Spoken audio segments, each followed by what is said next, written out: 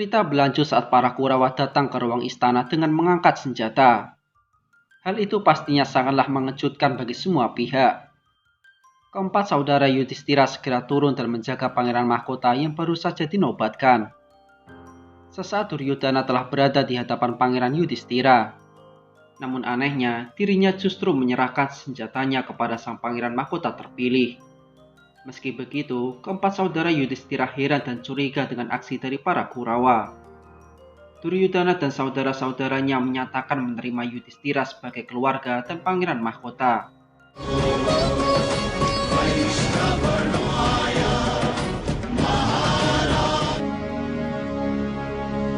Hidup Pangeran Mahkota Yudhistira! Hidup Pangeran Mahkota Yudhistira! Setelah kejadian itu, di ruangannya Bima memakan pare yang sudah ia rendam dengan air gula seharian. Namun rasanya tetaplah pahit.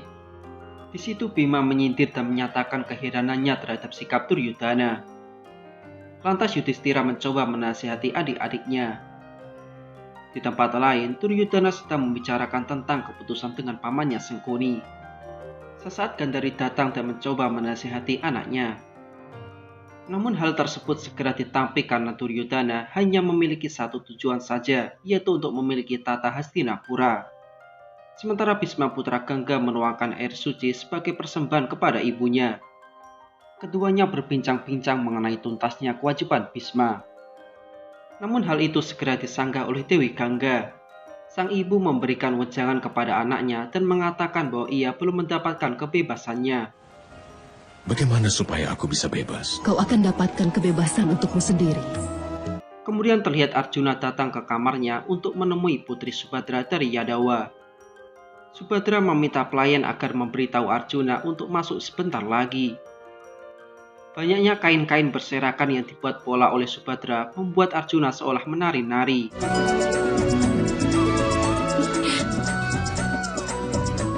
Sekarang ayah maju. Kedatangan Arjuna ke kamar Subhadra yaitu ingin menanyakan terkait dengan kakaknya, yaitu Krishna. Arjuna heran dan tidak mengerti aksi-aksi dari Krishna. Bahkan Subhadra sendiri juga tidak mengerti maksud dari Krishna. Di situ Arjuna ingin belajar lebih banyak tentang Krishna. Ia terus berusaha membujuk Subhadra agar memberitahu lebih banyak tentang Krishna. Namun Subhadra terus menolaknya dan menyuruh Arjuna menemui kakaknya sendiri. Tiba-tiba Kunti datang dan memberitahu Subhadra bahwa jalan menuju Dwaraka telah dihancurkan iblis Kalyawan. Di situ Subhadra menangis ketakutan dan memeluk ibu ratu Kunti. Sang ratu ini akan menyuruh Arjuna untuk mengantarkan Subhadra ke Dwaraka. Kunti memberitahu agar Arjuna tidak khawatir dan segera mempersiapkan diri untuk berangkat besok pagi. Singkat cerita, Arjuna dan Subhadra bersama para pengawal sedang beristirahat di pinggiran sungai. Subhadra yang seperti mendapatkan firasat buruk, lantas menceritakan kekuatan dari Kalyawan yang ia dengar dari kakaknya. Arjuna mengatakan bahwa kakaknya Subhadra mengarang cerita yang luar biasa. Namun hal ini membuat Subhadra marah. Ia pun pergi meninggalkan Arjuna dan akan pergi bersama para pengawalnya. Namun tiba-tiba Arjuna mendengar cerita Subhadra. Di situ Arjuna sempat tertawa menganggap Subhadra hanya guyonan. Dan karena cerita Subhadra semakin serius, Arjuna pun segera berlari dan mencari Subhadra. Ia pun segera menemukan tempat Kalyawan dengan mendengar suara cerita Subhadra. Melihat Subhadra dalam cengkeraman Kalyawan, Arjuna segera melesatkan anak panahnya dan membuat Kalyawan terjatuh.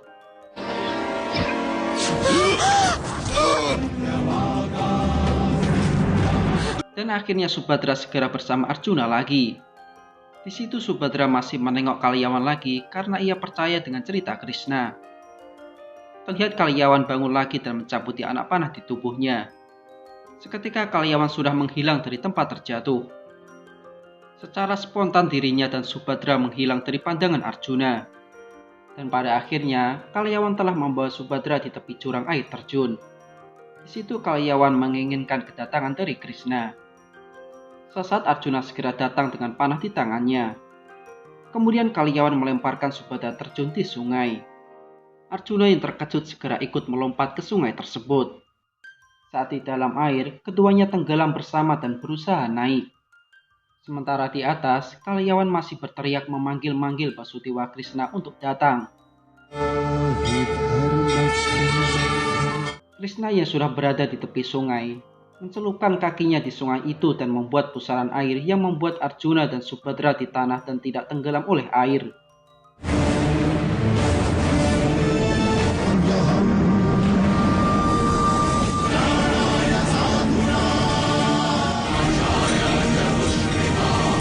Hal ini membuat Arjuna terkejut, tak terkecuali juga mengejutkan Kalyawan. Krishna hanya bisa tersenyum melihat keterkejutan Pangeran Arjuna. Lantas mereka berdua berjalan dengan santai menaiki sungai tersebut. Kemudian sungai itu pun kembali menyatu seperti semula. Dan pada akhirnya Krishna dan adiknya kembali berpelukan. Di situ ia memuji perlindungan dari Arjuna. Hal ini semakin membuat Arjuna kebingungan dengan aksi dari Sri Krishna. Namun tiba-tiba Kalyawan datang lagi. Di situ panah Arjuna yang menancap dicabut Kalyawan dengan mudah. Krishna menjelaskan kepada Arjuna dengan wujud dari Kalyawan. Namun Arjuna terus ngotot dengan kekuatan senjata dan meminta Basudewa mengeluarkan cakra sudarsananya. Namun Krishna meragukan hal itu dan justru mengajak mereka lari. Akhirnya Kalyawan mengejar Basudewa Krishna yang terus berjalan meninggalkan mereka. Di sisi lain, Arjuna masih berpikir-pikir tidak paham dengan aksi dari Basudewa Krishna. Dirinya masih membuat Kalyawan seperti anak kecil yang bermain-main. Sedangkan Arjuna dan Subhadra masih terus membuntutinya. Kemudian Krishna masuk ke goa dan terus dikejar oleh Kalyawan. Saat sang iblis masuk ke goa dan mendapati sosok Krishna terbaring tidur, Kalyawan yang geram melihat hal itu langsung menarik selimut kuning tersebut.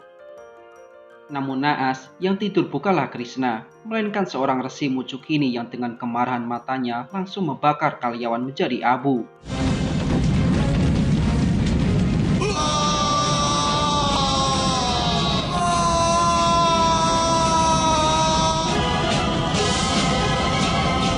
Arjuna dan Subhadra tercengang mendengar suara jeritan Kalyawan dari dalam goa. Sesaat Krishna muncul untuk menemui sang resi. Krishna meminta maaf karena telah mengganggunya dan mempersilahkan sang resi melanjutkan meditasinya.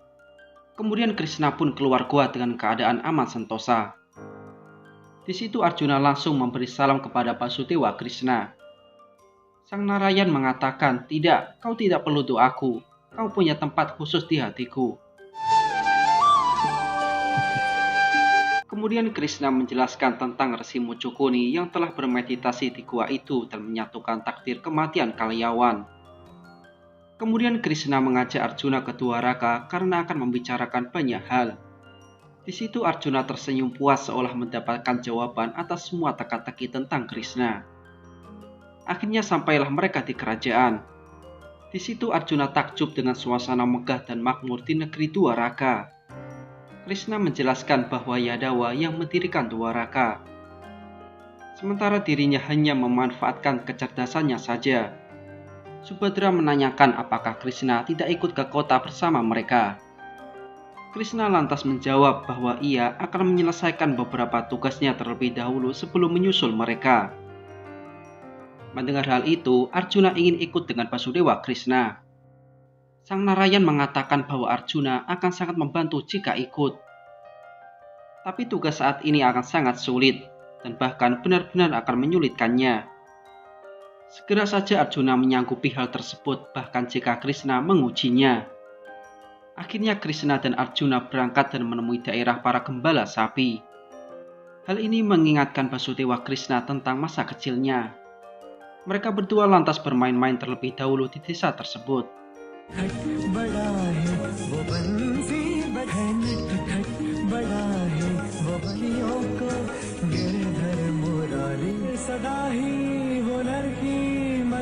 Setelahnya, Krishna menunjukkan kepada Arjuna tentang ibu kota Widarbha.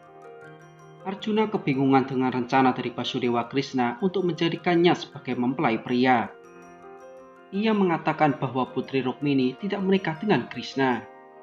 Namun Krishna meyakinkan bahwa Rukmini hanya akan menikah dengannya.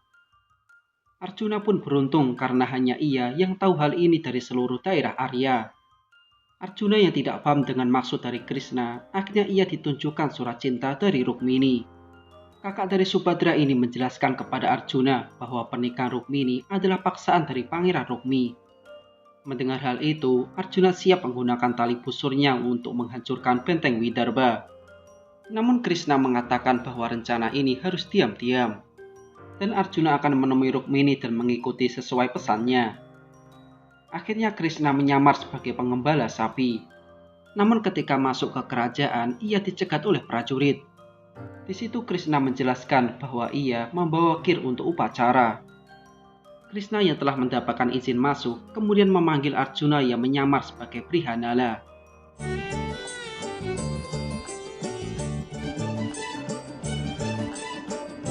Akhirnya Krishna dan Arjuna dalam penyamarannya berhasil masuk di kerajaan Widarbha. Di situ Krishna mengatakan bahwa Arjuna harus membiasakan dengan penyamaran ini. Siapa tahu akan berguna di masa depan, termasuk nama Brihanala.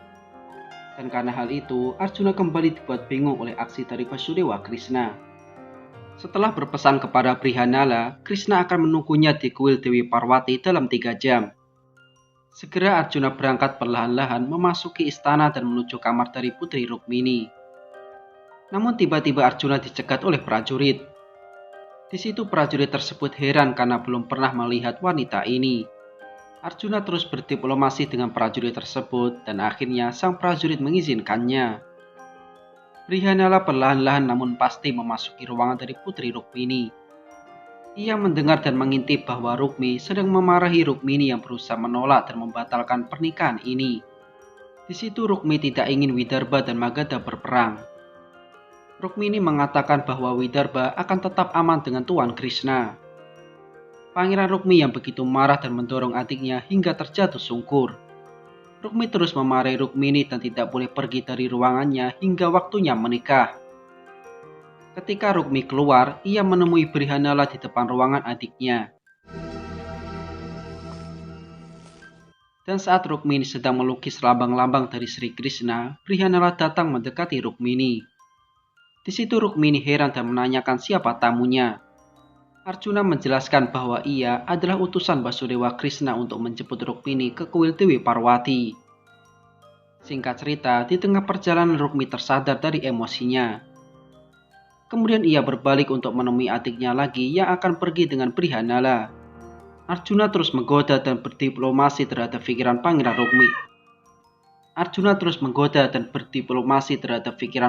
Rukmi. Mereka bertiga pun berangkat menuju kuil Dewi Parwati. Di tengah perjalanan, hidung Brihanala terganggu oleh serbuk sari dan hewan dari bunga-bunga yang dibawa oleh pelayan. Tiba-tiba saja Arjuna bersin dan sanggur rambut palsunya terjatuh. Hal ini membuat Pangeran Rukmi geram dan menyuruh prajuritnya menangkap Arjuna. Kemudian Arjuna mengamuk dan membawa Putri Rukmini pergi.